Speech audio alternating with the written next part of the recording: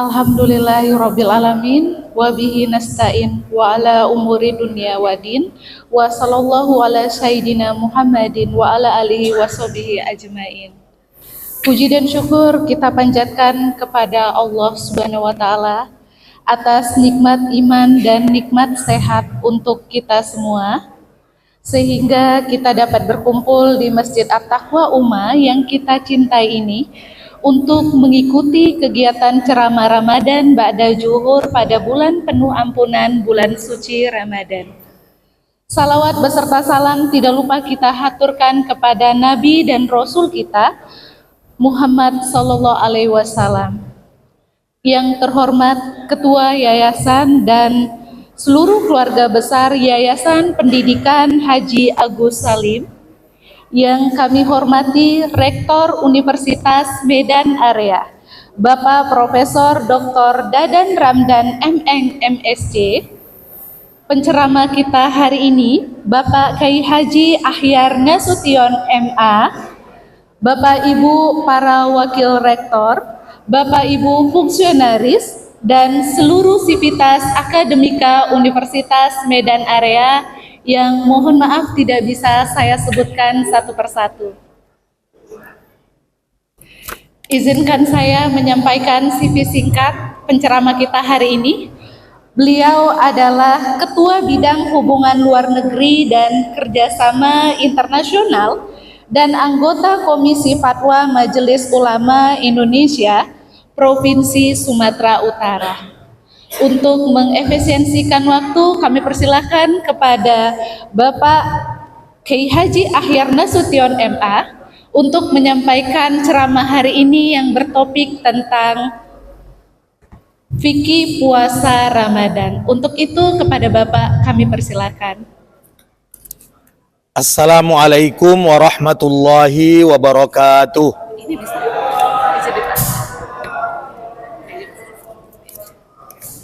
Bismillahirrahmanirrahim. Alhamdulillahi rabbil alamin. Wal aqibatu lil muttaqin wala udwana illa 'alal zalimin. Asyhadu an la ilaha illallah wahdahu la syarikalah wa asyhadu anna Muhammadan abduhu wa rasuluh alladzi la nabiyya ba'dah.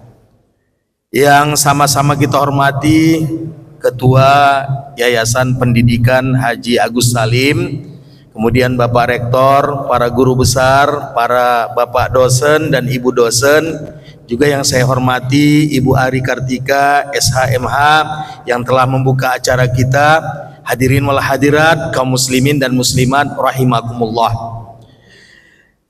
Hari ini alhamdulillah di 6 Ramadan 1446 Hijriah kita akan bermuzakarah. Hari ini berbeda dengan ceramah hari-hari sebelumnya. Kita akan mengadakan muzakarah, titik penekanannya adalah tanya jawab, sementara ya hari-hari yang sebelumnya adalah lebih diutamakan tentang berceramah.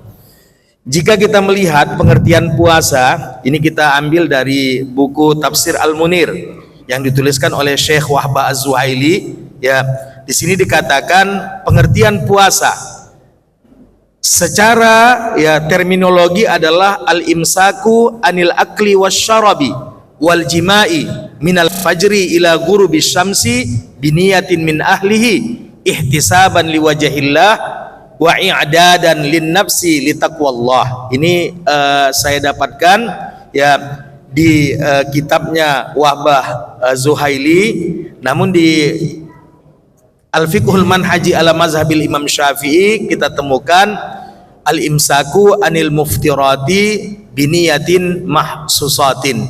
Jadi di sini artinya menahan diri dari makan dan minum, dari makan, minum dan jima dari terbit fajar sampai terbenam matahari dengan niat dari ahlinya. Maksud dengan niat dari ahlinya di sini adalah orang yang berpuasa itu mencukupi syarat-syarat wajib berpuasa dan menyiapkannya sendiri.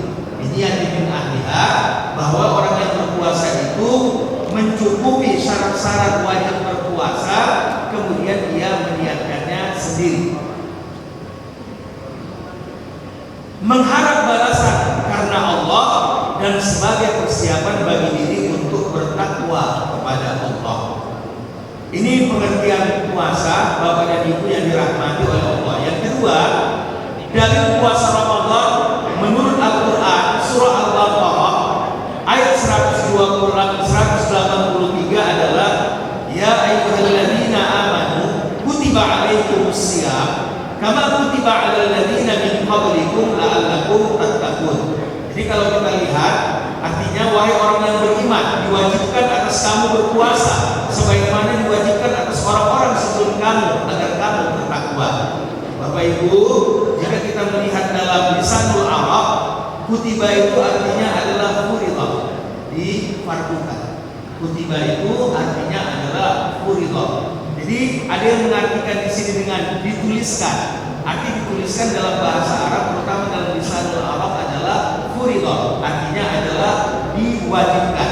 Ini dalil puasa Ramadan menurut Al-Quran. Dalil hadis an Ibnu Umar atau an Abdullah bin Umar radhiyallahu anhuma qala Rasulullah sallallahu alaihi wasallam bunyal Islam ala khamsin syahadati an la ilaha illallah wa anna Muhammadar Rasulullah wa iqamis shalah wa ita'iz zakah wal haji wa shaumi Ramadan.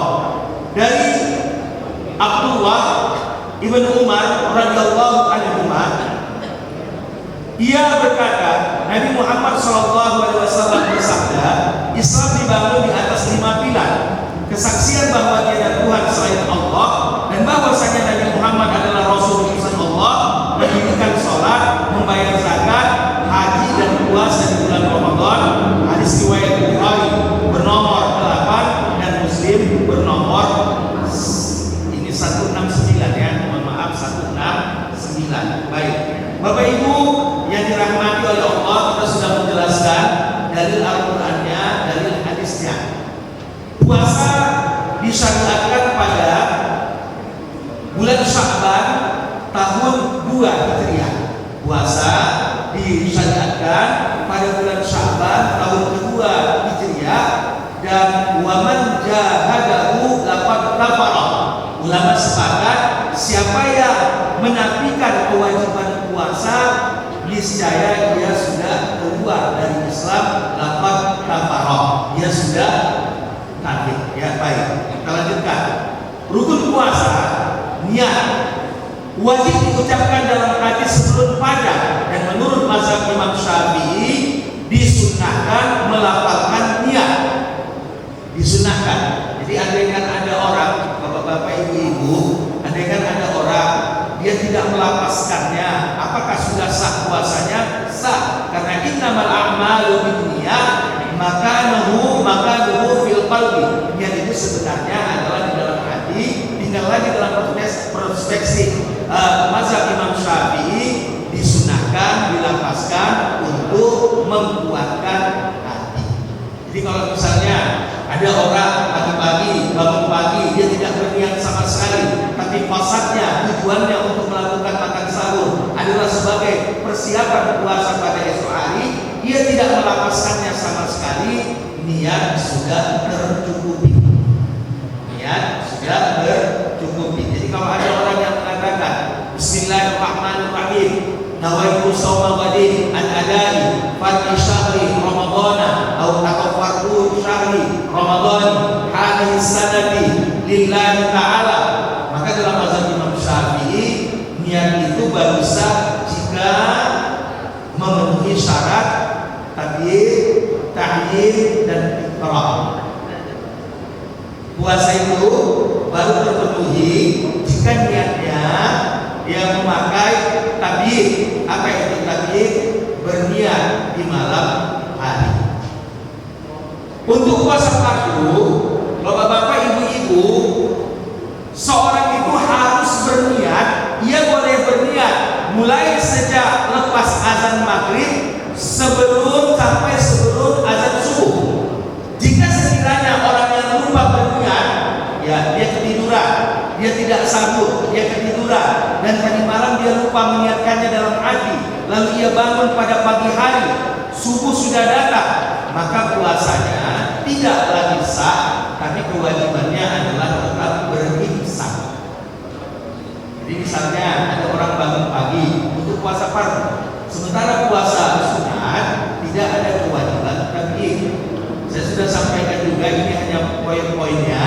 Sementara yang uraiannya sudah saya kirim juga kepada Bapak Dr. Zaidun LA agar bisa kita baca nanti sampai di rumah. Jadi niat itu meliputi 3 hal. Yang pertama dinamakan dengan tabi'in. Nabi Muhammad SAW bersabda, "Man lam yubayyit lailatas siyam fala siyamalah." Siapa yang lupa berniat puasa pada malam hari, maka puasanya tidak dihitung. Fala siyamalah, maka tiada puasa baginya. Ya, jadi kalau misalnya ada orang bangun pada malam hari, kemudian dia sahur tanpa melapaskan niat sama sekali, itu sudah dinamakan dengan niat puasa. Tapi kalau ada orang misalnya dari malam sampai terbit fajar dia lupa meniatkan puasanya di dalam hatinya, maka puasanya tidak sah, namun ia tetap berkewajiban untuk imsak dari terbit fajar sampai terbenam matahari. Sebelum kita melangkah kepada menahan diri dari hal yang membatalkan puasa, saya ingin menjelaskan, Bapak Ibu, imsak dalam bahasa Arab artinya adalah datangnya azan subuh. Itu artinya dalam bahasa Arab. Ta'jil dalam bahasa Arab artinya adalah waktu menyegerakan masa berbuka. Ta'jil, ya. Imsak dalam bahasa Indonesia sama dengan bahasa Arab dengan waktul ihtiyat, waktu kehati-hatian. Waktu kehati-hatian. Jadi kalau imsak dalam bahasa Arab itu apa? Imsak dalam bahasa Arab itu adalah waktu datangnya azan subuh. Itulah imsak. Dalam bahasa Indonesia, imsak itu adalah waktu 10 menit sebelum datangnya azan subuh. Waktu 10 menit sebelum datangnya azan subuh. Dan ini biasanya dipakai oleh orang Arab, bukan namanya waktu imsak, tapi waktu ihtiyat. Tapi apakah kita harus menyalah-nyalahkan bahasa kita sendiri? Tidak, Pak. Kalau kita di Medan ini, sepeda motor namanya kereta. Sedangkan di Malaysia, kereta itu adalah mobil. Boleh kita katakan sama orang Malaysia, salah itu. Ya, yang kereta itu bukan mobil, ya, tapi sepeda motor kita bilang. Baik, di Medan, pinggiran, Siantar, Mandailing, Natal, kalau menyebutkan mobil itu motor. Kalau menyebutkan mobil itu motor. Sementara kalau kita datang ke Jakarta, motor itu adalah sepeda motor. Apakah kita boleh saling menyalahkan bahasa? Tidak.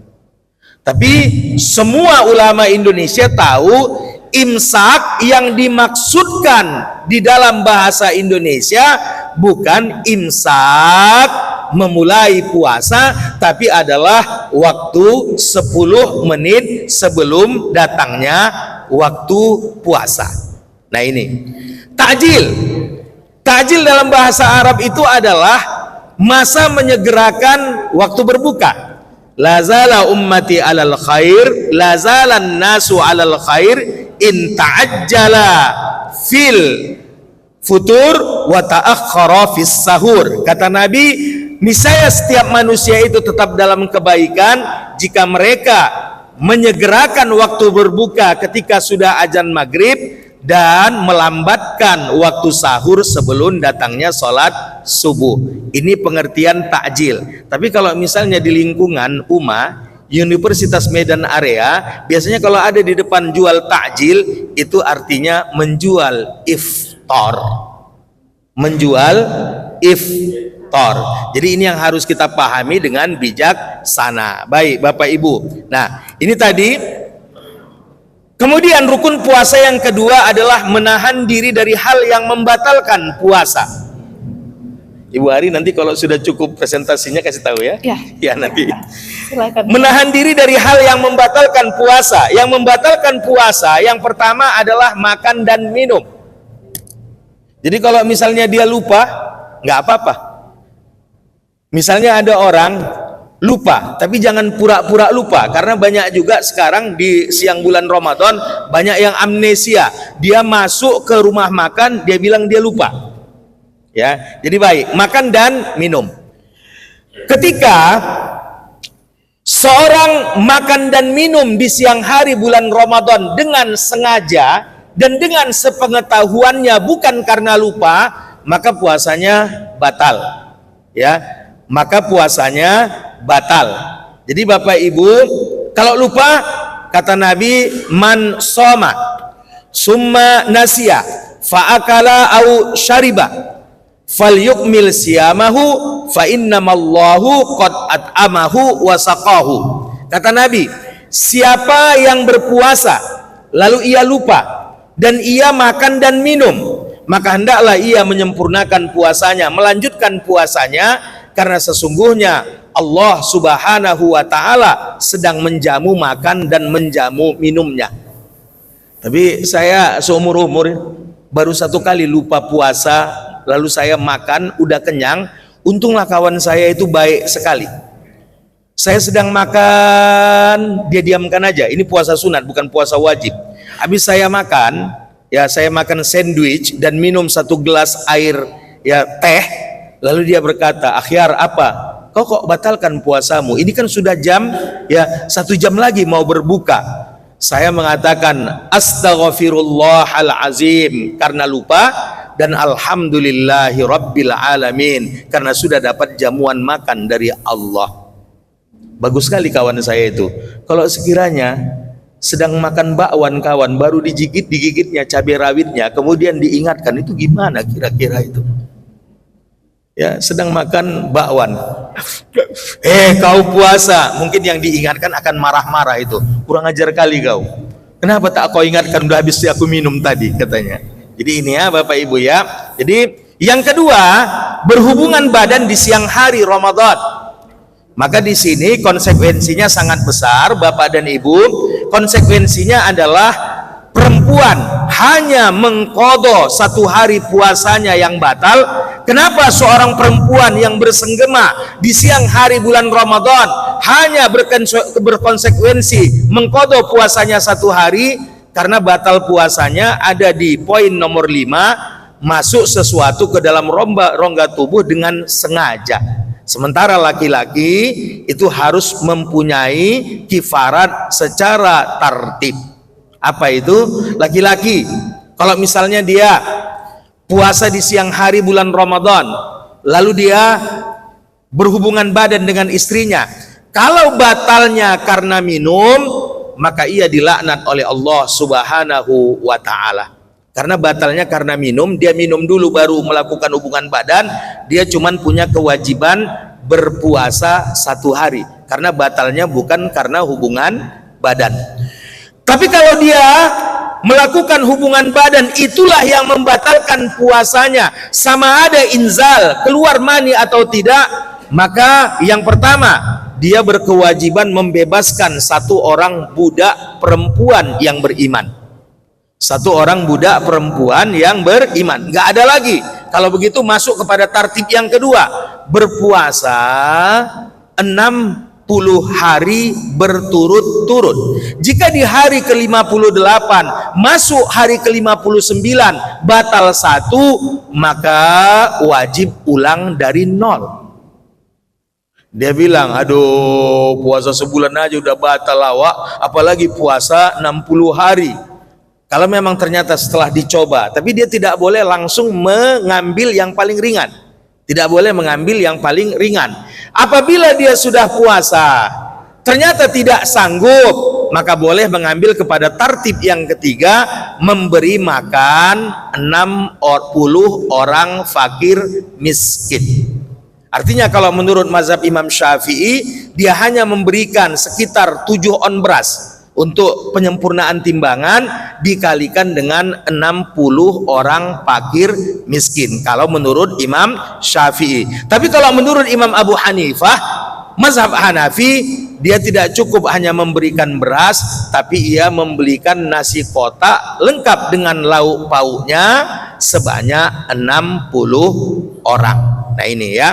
Kemudian mengeluarkan sperma dengan sengaja, baik karena mohon maaf melakukan onani, sedangkan kalau dia mimpi maka tidak membatalkan puasa.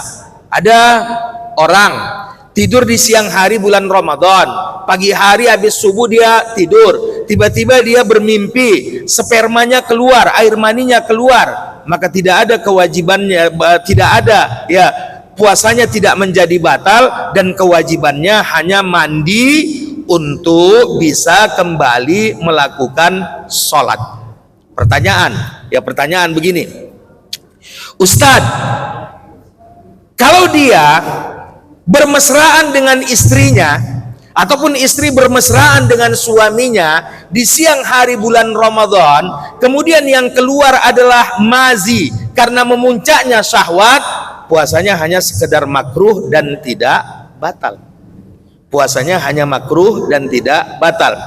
Kalau ia melakukannya pada malam hari, tidak mengapa, dan tidak ada kewajiban seorang yang berjunub pada malam hari mandi tengah malam. Ia boleh mandi setelah azan subuh ya, dengan menjaga agar sholatnya tidak tinggal. Jadi kalau misalnya ada orang berhubungan badan di malam hari bulan Ramadan, kemudian ya mereka berjunub, apakah waktu mau makan sahur dia wajib mandi? Tidak. Ada oci-oci begitu, kata kawannya di warung, kau kalau junub malam-malam mandi kau, dibantinya mandi jam 3 malam, demam dia seminggu gara-gara itu. Ya, ini ya. Kemudian muntah dengan sengaja, kalau sakit tidak batal. Jadi kalau misalnya ada orang, dia udah tahu kalau lewat di belakang mobil sampah itu, dia muntah. Tapi dia datang naik sepeda motor di belakang mobil sampah, lalu dia muntah. Maka puasanya batal. Sedangkan orang yang sakit, orang yang mabuk jalan, orang yang mabuk laut, mabuk udara, itu tidak membatalkan puasanya. Nah, yang kelima ini Bapak dan Ibu, yang kelima ini yang sangat harus kita jaga. Apa itu yang membatalkan puasa? Yang kelima, memasukkan suatu ke dalam rongga tubuh dengan sengaja, meskipun itu anggota tubuh kita sendiri. Pertanyaannya Bu Ari, kalau misalnya ada orang, Ustadz, kalau ada orang diambilnya cotton bud, kemudian dia bersihkan telinganya dengan cotton bud, batalkah puasanya? Batal. Kalau ada orang ngupil, lalu dia bersihkan hidungnya, masuk satu ruas jari, apakah puasanya batal? Batal. Ya, batal. Kalau ada orang ketika dia qadha hajat, lalu ia beristibra. Apa itu istibra? Memasukkan jari telunjuk kirinya ke tempat keluarnya kotoran untuk membersihkan cincin anus. Batalkah puasanya? Batal. Kenapa? Karena ia masuk kategori kelima yang membatalkan puasa, memasukkan sesuatu ke dalam rongga tubuh dengan sengaja. Baik. Kalau misalnya Ustadz, dia datang di jalan, tiba-tiba ada yang naik sepeda motor RX King.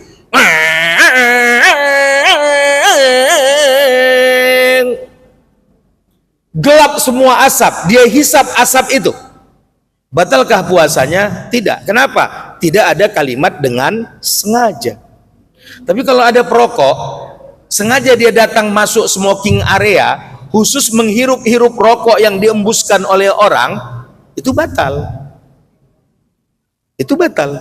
Ya. Jadi rokok itu kan asap Ustaz, asap. Tapi kalau misalnya kita hembuskan di tangan, maka nikotinnya akan kelihatan. Dan itu memang nampak oleh mata, ada benda yang keluar masuk di sana. Tapi kalau misalnya ada kawan bakar sampah, masuk asapnya ke rumah, terhirup awak, tidak mengapa. Kenapa? Karena tidak ada faktor kesengajaan di sana. Baik. Kemudian ada haid dan nifas. Wanita yang haid dan nifas diperintahkan oleh Allah melalui Nabi untuk mengqadha puasanya, tidak mengqadha salatnya. Kunna nu'maru biqada'is siyam la biqada'is shalah. Kemudian yang terakhir adalah murtad, keluar dari Islam. Masih banyak lagi di sini kiparat bagi orang yang membatalkan puasa, sudah kita jelaskan ya, syarat-syarat puasa, keadaan yang diperbolehkan tidak berpuasa.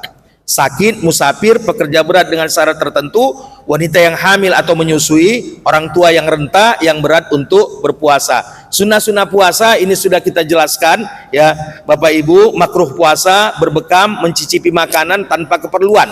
Baik. Makruh puasa itu salah satunya adalah mencicip makanan. Jadi begini Pak, kalau seorang ibu puasa, dia tidak punya blender di rumahnya,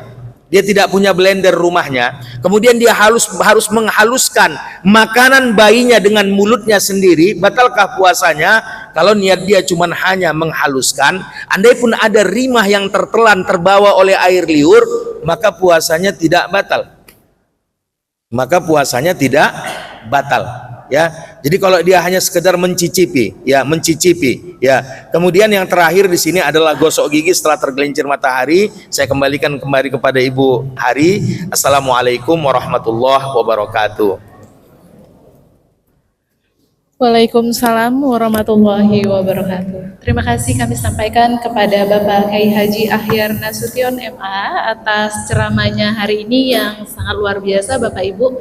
Selanjutnya kami persilahkan kepada Bapak Ibu yang ingin mempertanyakan hal-hal yang mungkin tadi belum sampai dipahami atau diketahui terkait pengertian puasa, hadis, hal-hal yang membatalkan.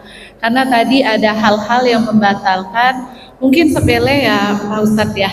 Seperti tadi tidak sengaja mungkin menggaruk telinga. Nah itu dikatakan batal, dan apakah harus buka atau bagaimana Ustadz? Nah itu kita tampung dulu. Selanjutnya kami persilahkan kepada Bapak Ibu yang ingin bertanya. Kami persilakan Bapak Ibu. Atau ada dari ibu-ibu? Iya, kami persilakan Bapak. Namanya ya Ustadz ya. Dengan Pak Dr. Abrar, kami persilakan Bapak.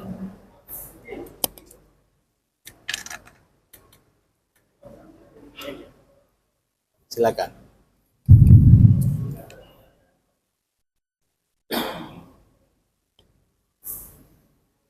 Baik. Assalamualaikum warahmatullahi wabarakatuh. Waalaikumsalam warahmatullahi wabarakatuh. Nama saya Muhammad Abrar Parinduri Ustaz. Tadi ada slide tentang pekerja berat Ustaz ya. Pekerja berat itu masuk dalam kategori apa Ustaz? Yang diperbolehkan atau tidak diperbolehkan puasa? Oke, baik Ustaz. Nah, pertanyaannya Ustaz, berat yang dimaksud di sini apakah berat secara fisik atau pikiran? Karena kan boleh jadi Ustaz, misalnya Ustaz, kita contohkan orang perbankan Ustaz. Orang perbankan itu kan Ustaz, setiap akhir bulan itu kan berat mereka Ustaz, karena harus buat laporan Ustaz. Laporan yang selama ini mereka kerjakan selama sebulan penuh. Nah ini apakah mereka juga bisa masuk dalam kategori pekerja berat? Apakah ini berat fisik atau juga berat pikiran? Terima kasih Ustaz. Baik, terima kasih kami sampaikan kepada Bapak Dr. Muhammad Abrar, Pak. Bapak Dr. Muhammad Abrar dari Fakultas Agama Islam. Izin kita tampung dulu ya Pak. Ya. Atau mau langsung di... Oke. Ya, baik. Kami persilakan kepada Bapak. Izin. Baik.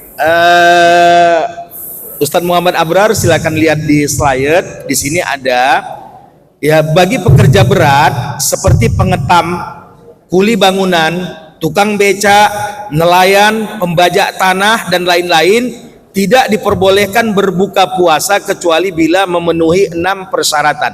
Ini coba lihat, ada di layar enggak? Belum ya? Belum tampil ya di layar ya. Jadi ada 6 persyaratannya. Jadi pekerjaan ini bukan hanya pekerjaan berat pikiran, tapi lebih jelas berat di badan. Ya, berat di pikiran. Karena orang depresi sendiri, silakan Pak. Oh enggak ini ya.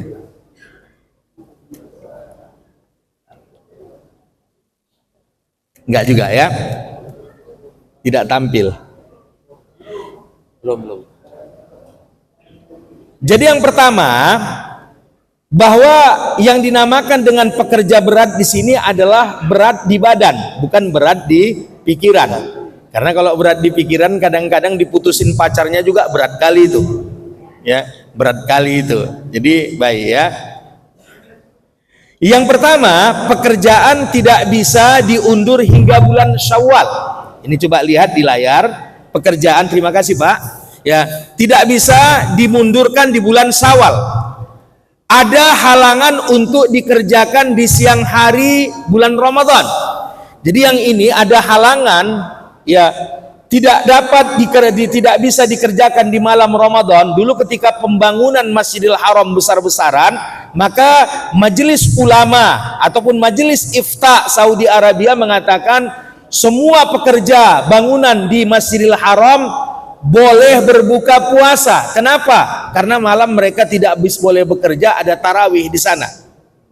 Sementara kondisi panas pada waktu itu 50 derajat Celcius. Jadi semua yang off nanti ganti puasanya, yang off diawasi oleh pemerintah. Nah, ada halangan untuk dikerjakan di malam hari. Terjadi masyaqqah. Masyaqqah itu adalah kesulitan menurut kebiasaan manusia bila menjalani puasa hingga dalam masyaqqat yang memperkenankan baginya tayamum atau menjalani sholat dengan dikosor, ya, dengan duduk. Baik, maksudnya apa itu? Ada tingkat kesulitan yang tinggi jika ia puasa. Tadi contohnya kondisi pada waktu itu di Masjidil Haram 50 derajat Celcius. Sementara mereka bekerja di terik panas matahari untuk membangun Masjidil Haram, ngecor pada waktu itu, maka boleh, ya. Kemudian ada lagi, ini ada yang keempat, di malam hari tetap wajib berniat. Di pagi hari ia tetap berpuasa, baru setelah benar-benar tidak kuat boleh berbuka. Jadi artinya malam dia tetap berniat. Malam dia tetap berniat. Nah, kapan dia tidak sanggup lagi di siang, disitulah dia baru batalkan puasanya. Bukan berarti baru azan subuh, ya, dia mulai kerja masuk jam 8 dia langsung makan. Tidak. Harus ada masyaqqah di sana, ya. Jadi tadi pertanyaannya adalah itu masyaqqahnya apa? Kesulitannya apa? Pikirankah atau tenaga? Tenaga. Ya, tenaga. Kalau yang berpikir sulit di bawah AC pun nggak payah kalinya itu. Kalau apalagi di bawah AC, ya. Kemudian yang kelima, saat berbuka diniatkan mencari keringatan hukum. Tidak boleh menyalahgunakan keringatan. Artinya saat ia berbuka itu memang ada penyebab yang membolehkannya untuk berbuka. Kalau tak ada nggak bisa. Ya, kawan aku puasa semua, sementara habis itu berbuka, sementara dia di kantor di ruangan pakai AC dia ikut berbuka. Tidak. Kenapa? Karena beda kondisi yang di lapangan dengan yang di dalam. Yang terakhir, tidak boleh menyalahgunakan keringanan dalam arti pekerjaan dijadikan tujuan atau membebani diri di luar batas kemampuan agar dapat keringanan berbuka puasa. Misalnya bulan Ramadan, sengaja dia kerja jadi kuli biar dia bisa berbuka puasa. Nggak bisa, ya. Sengaja dia jadi kuli, biar batal-batal lah puasa. Kerja dia setengah hari misalnya, sore-sore nggak puasa dia, tidak bisa. Jadi ini, ya, ada apa yang dinamakan dengan pekerja berat, ya, pekerja berat. Ada yang lain Bapak Ibu kira-kira yang ingin bertanya? PDF-nya sudah saya kasihkan sama Pak Dr. Zainun, jadi boleh diminta nanti untuk dibaca di rumah. Silakan. Yang mana Bu Ari? Ibu-ibu ya? Oh ya, udah nggak nampak saya itu, mukanya rata semua di sana. Ya. Bella, assalamualaikum warahmatullahi wabarakatuh. Alhamdulillah, terima kasih banyak Pak Ustadz atas kesempatan bertanya untuk kami. Ini khusus untuk ibu-ibu ini, Pak. Jadi ini pemahaman kami perlu diperjelas kembali melalui pengajian ini terkait penggantian puasa bagi ibu-ibu misalnya yang tidak sanggup melakukan ibadah puasa dalam kondisi hamil atau menyusui. Apakah hal ini masih harus diganti walaupun sudah dibayar dengan fidyah? Mohon penjelasannya Pak Ustadz biar kami lebih paham terkait mengganti ibadah puasa ini. Terima kasih. Saya sudah dengan wabillahi taufiq hidayah. Assalamualaikum warahmatullahi wabarakatuh. Assalamualaikum warahmatullahi wabarakatuh. Terima kasih Ibu. Ya, di dalam kitab dijelaskan iza aftaratil hamilu wal murdi'u faya imma an tuftira khaufan ala nafsiha au khaufan ala tipliha. Dalam kitab fikih dikatakan apabila seorang ibu hamil atau menyusui berbuka puasa, maka ia mempunyai dua kemungkinan. Yang pertama, dia berbuka puasa karena takut dirinya celaka. Yang kedua, dia takut anaknya yang celaka.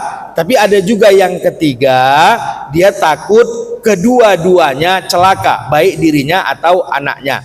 Pertanyaan ibu tadi, Ustadz, kalau ada orang yang sudah berbuka puasa, tinggal puasanya cukup banyak karena anaknya banyak sekali. Saya bersyukur kepada Allah Subhanahu wa Ta'ala, istri saya itu adalah anak ke-14 dari 14 bersaudara. Saya bersyukur kepada Allah karena istri saya anak ke-14 dari 14 bersaudara satu emak. Dalam masalah wanita hamil dan menyusui itu kita tanya, ya, apakah ya dia masih tetap mengqadha puasanya kapan sempat? Jawabnya iya. Dalilnya adalah hadis riwayat At-Tirmizi bernomor 715, Abi Daud bernomor 2408, an Anas Al-Ka'bi radhiyallahu anhu, an Rasulillah sallallahu alaihi wasallam qala, innallaha wada'a 'alal musafiri as-sauma wa syatral shalah wa anil hamili awil murdi'i as-sauma ay khuffifa bi taksiris shalah wa rukhisa fil fitri ma'al qada. Jadi kalau menurut pendapat yang paling diperpegangi, bahwa meskipun dia sudah membayar membayar fidyah puasa, tapi qadhannya tetap ia lanjutkan kapan dia sempat. Tapi begini, yang harus kita ingat, kalau yang dia takutkan adalah dirinya sendiri, maka tidak ada kewajibannya kecuali qadha. Kita tanya, Kak atau Dek, kenapa tidak berpuasa? Dia bilang, Ustadz, anak saya minum ASI-nya kuat sekali. Karena saking kuatnya minum ASI-nya, perut saya ngisap dan saya hampir saja pingsan tadi. Akhirnya orang tua saya menyuruh saya berbuka puasa. Siapa yang ditakutkan? Berarti diri sendiri. Apa kewajibannya? Qadha tanpa ada fidyah. Qadha tanpa ada fidyah. Nah, ketika ditanya, Dek, kenapa kamu tidak puasa? Ustadz, saya sebetulnya tahan puasa, tapi anak saya yang umur 1,5 tahun ini masih ya minum ASI.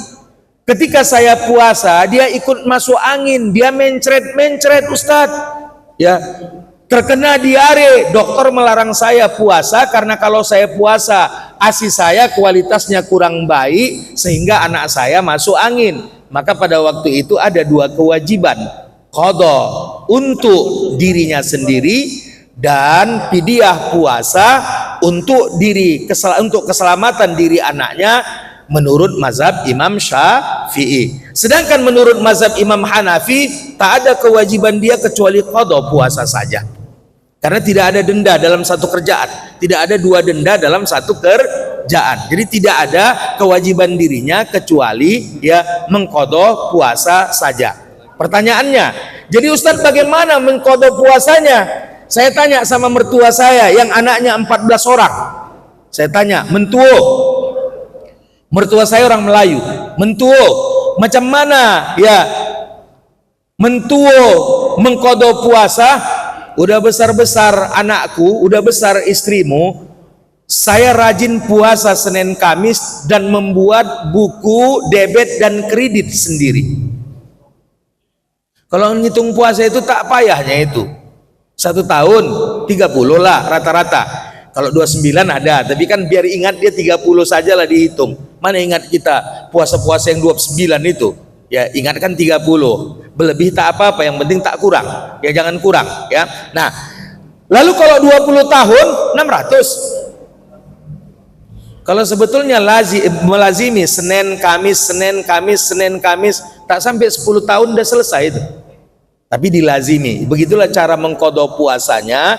Jadi kalau ada unsur ketakutan di dalam diri hanya qadha. Kalau ada unsur ketakutan di dalam diri anak, menurut mazhab Imam Syafi'i, qadha dan fidyah. Sementara menurut mazhab Hanafi tidak ada kewajiban kecuali qadha saja. Tidak ada boleh ya dua denda dalam satu pekerjaan. Pertanyaan Ibu Ari tadi, Ustadz, kalau misalnya ada orang telinganya gatal, kemudian menggaruk-garuk tepinya seperti saya ini, telinganya gatal, ya, menggaruk-garuk seperti begini, batalkah puasanya? Tidak, karena yang membatalkan puasa itu apabila memasukkan jari melebihi satu ruas jari, melebihi satu ruas jari. Kalau gatal pun hidungnya tak batal, tapi kalau sudah ngupil dia masuk satu ruas jari. Saya kemarin kaget juga melihat seorang perempuan di kendaraan umum ngupil pakai jempol, takut juga saya nengoknya, berdarah lah nanti hidungnya ini. Ngupil seperti begitu. Jadi kalau misalnya yang masuk itu kurang dari satu ruas jari, menurut mazhab Imam Syafi'i dan mazhab lainnya tidak membatalkan puasa. Tapi kalau misalnya dia asik ngupil atau dia ambil cotton bud, atau mohon maaf dia beristibra dengan memasukkan telunjuk kanannya sampai ke dalam lubang anusnya, maka itu membatalkan puasa. Pertanyaan lagi, Ustadz, kalau dia vaksin di siang hari bulan Ramadan di bahu melalui pori-pori dan vaksin itu tidak memasuki rongga terbuka, maka tidak membatalkan puasa, tapi puasanya dihitung makruh. Ya, tidak, itu fatwa Majelis Ulama sudah menjelaskan hal tersebut. Silakan kembali Ibu Ari bertanya kepada yang lain, mana tahu masih ada pertanyaan, atau kalau sudah cukup waktunya kita tutup. Bapak-bapaknya ada pertanyaan?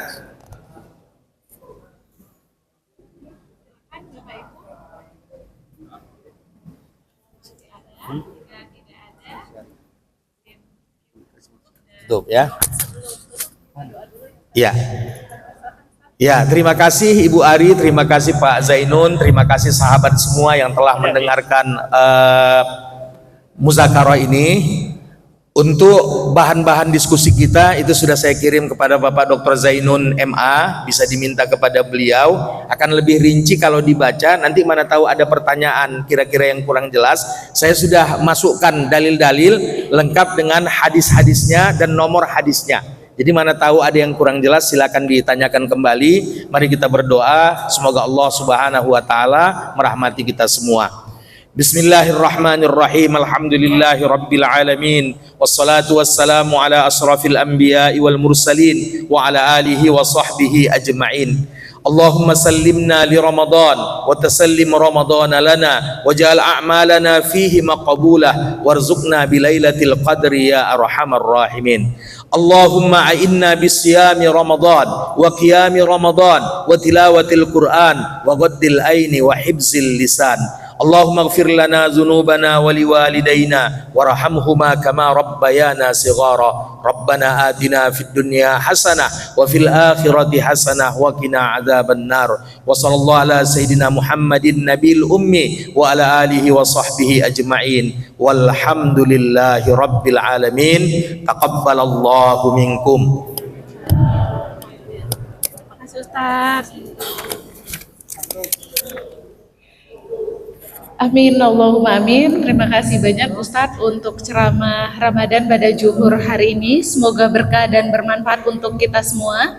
Karena sebaik-baiknya manusia adalah manusia yang bermanfaat untuk kita dan banyak orang. Amin, Allahumma amin.